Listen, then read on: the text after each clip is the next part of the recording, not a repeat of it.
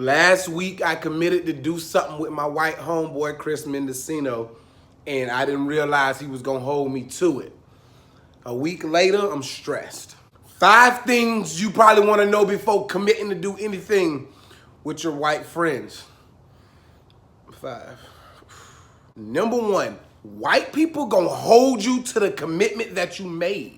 Now, I don't know if this is a secret, but I'm gonna let the cat out the bag. When black people make plans, we don't really be planning on sticking to the plans that we made. We be playing Russian roulette with each other. We be hoping one of us call and cancel. It's the best feeling in the world because we don't want to do it. When I made them plans with Chris, I didn't really think he was gonna hold me to these plans, man. I thought in his head, he was like, Josh is a black dude. He don't really want to do it. I ain't gonna ask him.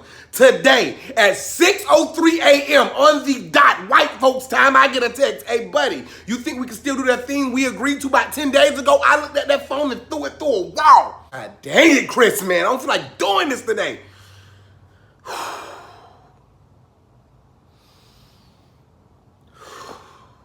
I got offended that he was asking me to do the thing that I promised him that I'd do.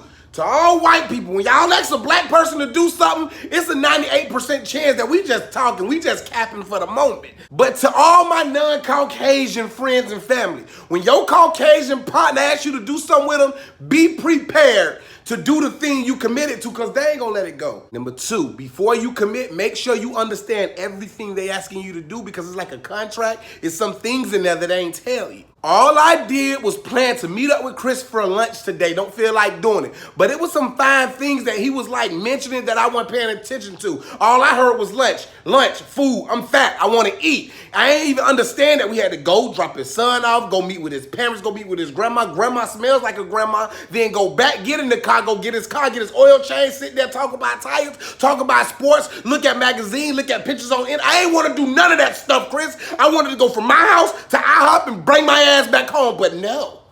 You got to understand what you are in for. Before saying you do to all these things, make sure you know everything in between because there's some in-between stuff. White people love the in-between stuff. Number 3, don't tell them that you got errands to run because they're going to make sure they run them errands with you. When you commit to doing something with your Caucasian brethren and sisters, it's like you committing to them for that time being. And I tried to come up with the excuse like, Chris, I got some errands to run, dog. I can't be out all day. I got some things to do. He turned and looked at me like the exorcist. I'll run the errands with you, buddy.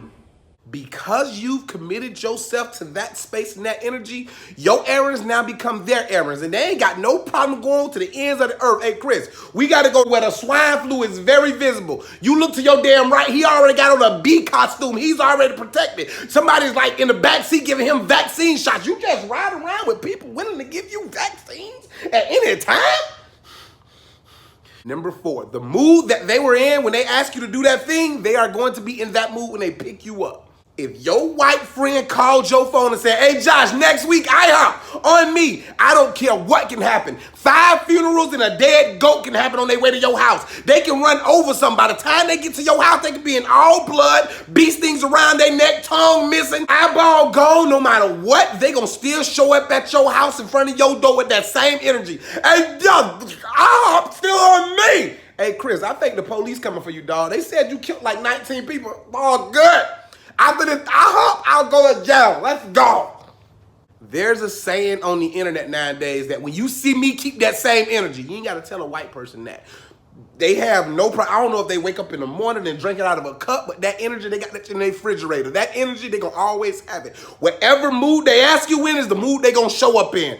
And number 5, and which is my favorite thing, they will not invite people without letting you know. My culture, if my cousin Willie and my cousin Ray Ray, my sister Chanetta want to come with us, we coming. I ain't telling nobody we going to show up and she going to get what she going to get and we come. White people will call you and make, hey, Josh, my mother, she only got like 9 hours to live, Josh, but you know what? If you don't want her to come, she ain't got to come because I know this lunch was between me and you. Now, Chris, you ain't got to explain that your mom that got 12 minutes to live want to come because I understand what she been through, but Chris ain't worried about it because Chris got a person that can give her a vaccine that give her like 8 more hours of life, so if she want to live, he can see her after the lunch. But don't be upset when Chris show up in a positive attitude and you sad for his mama because he ain't asking you to be sad because when he called you, he was happy when he called you and he ain't gonna let nothing ruin that moment, bruh.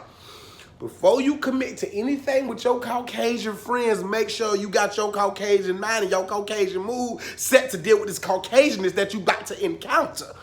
That's what I learned this week.